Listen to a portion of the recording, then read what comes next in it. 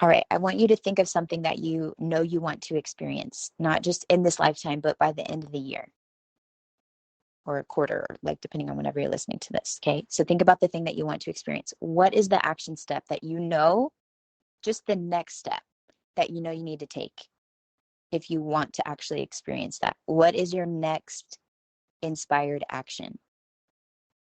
Okay, you got it.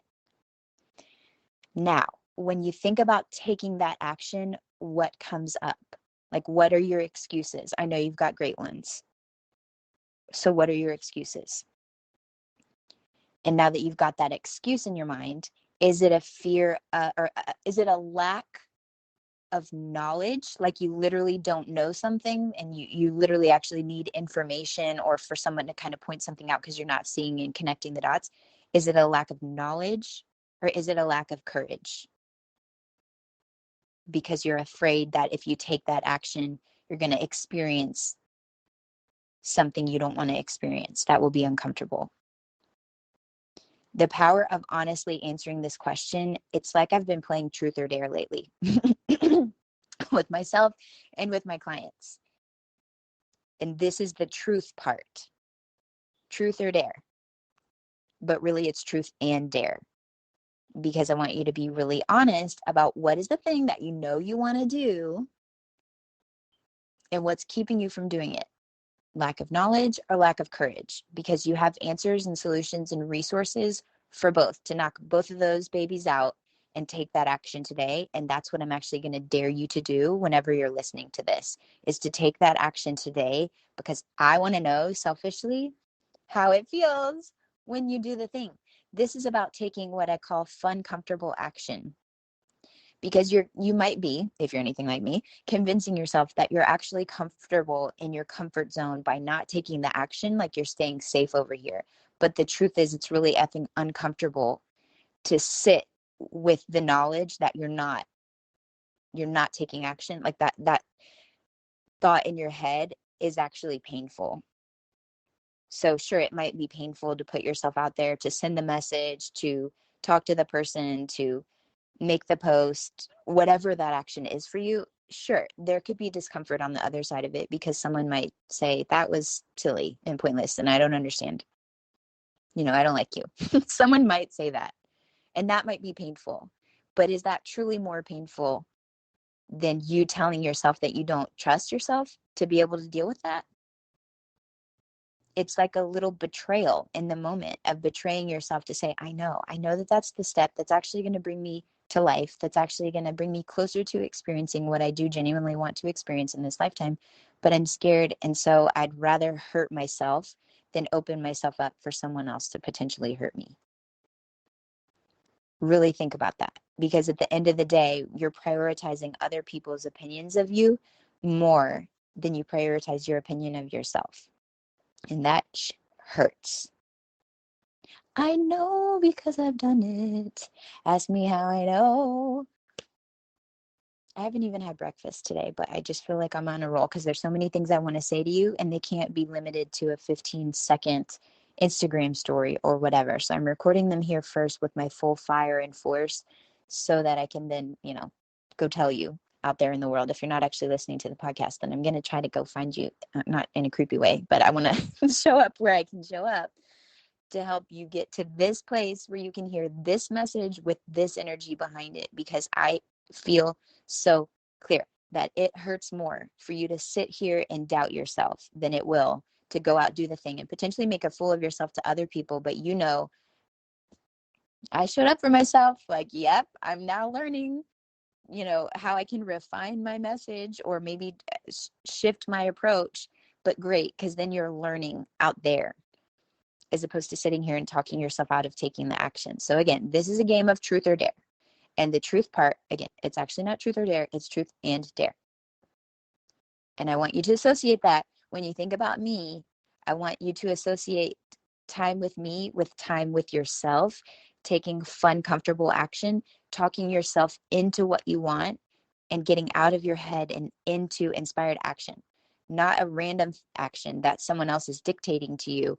I want to help you get still just long enough to hear and know what that action is. and then use the tools that we've got. And I've got some really great tools that are very practical and highly efficient, and I can deliver them in a fun conversational way. You won't even realize it's happening. It's painless. Yeah, but like, that's what I want you to associate our conversations, whether it's through the podcast or wherever. If you do decide to work with me through the Trimester of Awesome and become a client now or at some point in the future, I would love it if you know that time with me is truth and dare. It's truth and dare. It's truth and dare. We're not just going to talk about just to talk about it. It's all with a purpose of getting you into your life and creating the life that you wouldn't trade for anything. It's about getting into motion so that you have a chance to experience and see. Because honestly, if you're anything like me, you may have these dreams and you might think, for example, I thought I wanted to do the RV road schoolie life.